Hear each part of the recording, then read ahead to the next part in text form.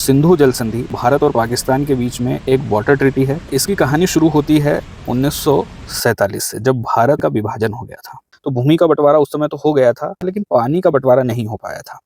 आज़ादी के बाद से ही पानी को लेकर भारत और पाकिस्तान के बीच में कई तरह के विवाद खड़े होते आए थे और फिर आगे चलकर भारत और पाकिस्तान के बीच में विश्व बैंक की मदद से एक संधि हुई। 19 सितंबर 1960 को संधि पर हस्ताक्षर हुए।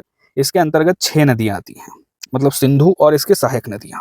संधि के हिसाब से पश्चिम की जो 3 नदियां हैं, यानी सिंधु, झेलम और चेनाब, इनके ऊपर पाकिस्तान का नियंत्रण है और इनके पानी को भारत कुछ छोटे पैमाने पर, जैसे कि run of the river project लगाकर जल विद्युत के लिए, कुछ सिंचाई के लिए, पेयजल के लिए, इस तरह की छोटे-मोटे उपयोग के लिए उपयोग कर सकता है। पानी पर पूर्ण नियंत्रण भारत नहीं कर सकता है।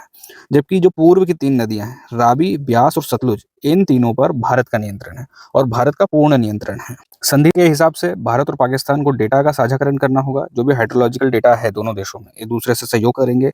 एक स्थायी सिंधु आयोग यानी परमानेंट इंडस कमीशन बनेगा। परमानेंट इंडस कमीशन में भारत से एक आयुक्त होगा और पाकिस्तान से एक आयुक्त होगा, यानी दोनों देशों के एक-एक प्रतिनिधि, एक-एक कमिश्नर परमानेंट इंडस कमीशन में होंगे और 2 बैठकें होंगी साल में, एक पाकिस्तान में और एक भारत में। ये देखेंगे कि संधि का अनुपालन ठीक से हो रहा है या नहीं हो रहा है।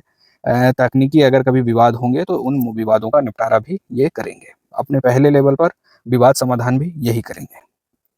डिस्प्यूट रिज़ॉल्यूशन मैकेनिज्म में 3 स्तरीय व्यवस्था है, जैसे कि हमने देखा था। एक स्थायी सिंधु आयोग होगा पहले लेवल का। उसके बाद यदि विवाद सुलझता नहीं है तो एक न्यूट्रल एक्सपर्ट, जो कि वर्ल्ड बैंक नियुक्त करेगा, वो इस विवाद को सुनेगा और उसका समाधान करेगा। और फिर भी नहीं होता है तो कोर्ट ऑफ आर्बिट्रेशन के माध्यम से इनका विवादों का निपटान होगा, विवादों का रिज़ॉल्यूशन होगा।